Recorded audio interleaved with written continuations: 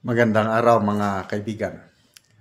Bigyan natin ngayon ng reaction opinion itong post ni Senator Ronald Bato de la Rosa.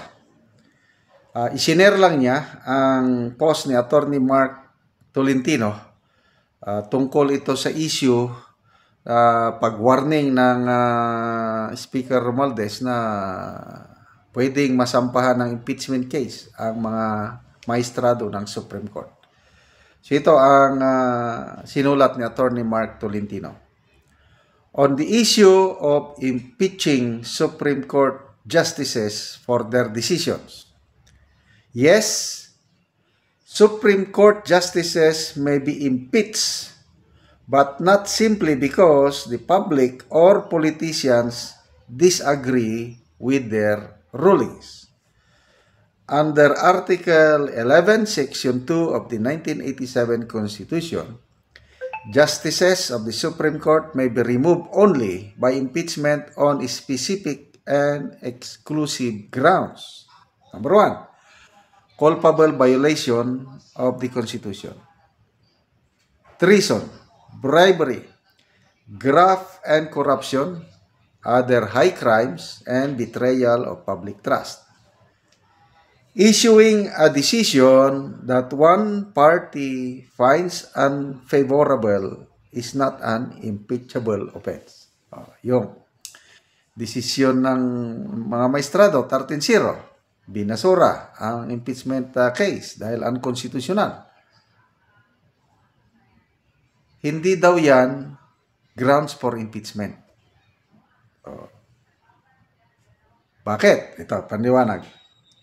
Issuing a decision that one, to equate a legal interpretation with betrayal of public trust is a dangerous precedent that undermines the very principle of judicial independence, a cornerstone of any constitutional democracy.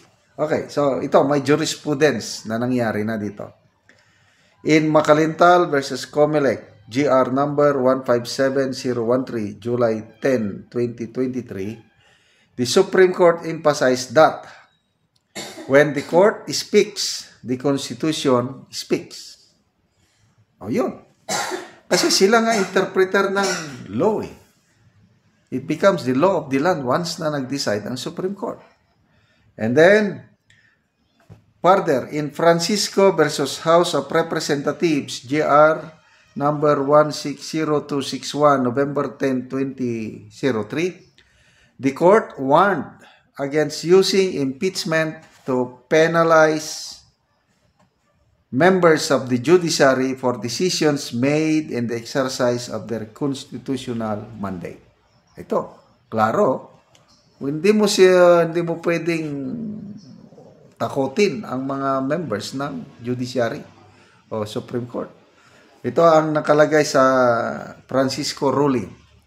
To permit impeachment proceedings as a means of intimidation or punishment for unpopular decisions would be to place the independence of the judiciary in grave peril. Ayan. Nakalagay na pala. May ruling na tungkol dyan. Hindi nyo pwedeng takutin ang mga maestrado sa pamamagitan ng impeachment dahil lang hindi nyo gusto ang kanilang desisyon. Very clear. Why this matters? Bakit? Kailangan huwag takutin ang mga maestrado. Number 1, the Supreme Court must be free to interpret the Constitution without fear of reprisal. Correct. I agree. Number 2, impeachment is a constitutional safeguard, not a political weapon. Ito na yung nangyayari ngayon. Kay BP Sara, lumalabas, political weapon. Ginagamit ang impeachment para matanggal ang malakas na kalaban nila sa 2028. So, safeguard ito. May narinig akong nag-comment na isang abogado. Lahat daw na dumaan na political analyst para si Mr. Lito Binayaw o Binayo. Lahat daw na naunang impeachment si G. Corona, Erap, at saka Mercedes Gutierrez, these are all politically motivated. Not so much on demanding accountability, kailang may halong politika. Okay. To threaten justices with impeachment for performing their judicial function is tantamount to undermining the rule of law. I agree. Conclusion. Justices are not immune from accountability, but they are not accountable to political whims. They are not beholden to any political party. They are beholden to the Constitution and to the people. To disagree with a ruling is everyone's right. Okay yan, pwedeng mag-disagree. But to weaponize impeachment, nananakot ka na dahil pwede kayong magsampa ng impeachment. But to weaponize impeachment against the very institution sworn to uphold the Constitution is a threat to democracy itself.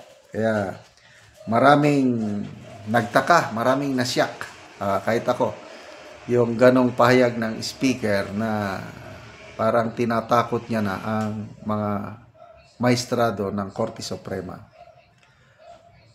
Okay, so magbasa tayo sa mga comments. Salde Avenas, please itag si Tambaloslos ani para mabasa niya. JM Barba ingay, ba't di alam ni Dilima to? Di ba lawyer din siya? MGR LMR, sabi niya, is Tamba Loslos is still saying, may matino pa bang pag-iisip? Jazz Matrunyal, nalibat na si Tamba. Rolly Van Wyco, 13 versus 0, Savage. Ronel Manzanares, agoy, paktay ka, Tamba. Good job, sir. A long way to go. Fight, sir. Okay, so, hintayin natin. I'm sure, aksyonan kaagad ito ng Korte Suprema para hindi na mabitin ang taong bayan. Ang antabayanan natin ngayon sa Miyerkules, bukas na, no? Yung talakayin na sa Senado, botohan na nila anong official action ng Senado sa Supreme Court ruling, at sinasabi na ni Senator Jinggoy, mga 19 to 20 senators are in favor of obeying, respecting the ruling of the Supreme Court. So tama yun, para hindi tayo magkaroon ng constitutional crisis. Okay, salamat mga kaibigan sa inyong pagsubaybay sa ating channel. Nakakatulong kayo ng malaki sa Tribong Talandig ng Bukidnon dahil ang sweldo natin sa channel na ito is pantulong natin sa tribo. Nagpapatanim tayo ngayon ng saging lakatan at Arabica coffee as their livelihood assistance kasi ang kasabihan, kung may itinanim, may aanihin. Panoorin nyo ang video na ito. Kapi nga 14 na kabulan. Oh, daghan na kayo ginog. Oh, daghan na gyud kayong hinog ana oh. Maharbisa na 14 pa kabulan. Tag 70 ang kilo sa ingon ani pa. Dili pa siya panitan. 70 ang kilo. Oh, 70 ang kilo kung dili pa panitan. Oh, libot gyud ang yang unod. Daghan og unod. Muni siya gingalan nga kape nga Arabica. Arabica. Oh, 14 kabulan mag-harvest na ka sa kape. So pag makita gid nato nga luagid kayo ang kape ni Uncle Arnel. So diri mi nakapalit og seedling sa kape nga tag 25 pesos ang kada sa kapunuan. Kay nag-inaot mi nga makawas mi sa kalisod pohon nga mag-harvest sad mi sa kape. Kay nadasig mi sa among pagbisita dire. Kayo makita gid namo nga dayo na kape apan nagkalain-lain ni og tag iya. Oh. Dagan gid kayo bunod. Oh. Makita gid nato oh sa sunod nga pag-harvest dagan na pod karong mga isa ka semana pag-harvest si Uncle Arnel. So mo ani mi dire mo bisita mi. Kay nadasig mi sa pagkakita namo sa kape. O nga daghan ang unod. So makita gid nimo nga daghan kay unod sa Arabica nga kape.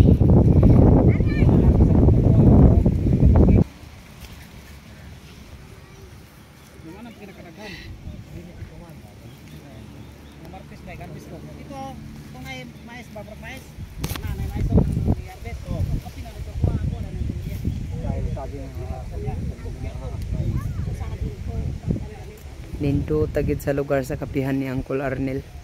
So muna ang una niyang tanong, mga 12 years na. So maupod niya ang 14 months iyang tanom nga kapi. So nadasig yun ni ani sa pagpananom. So pananom nami og maghawas mi sa kalisod og naa nami hatag sa mga anak nga kinahanglanon nila sa ilang pag-eskwela aron makalampo sila kung naa sila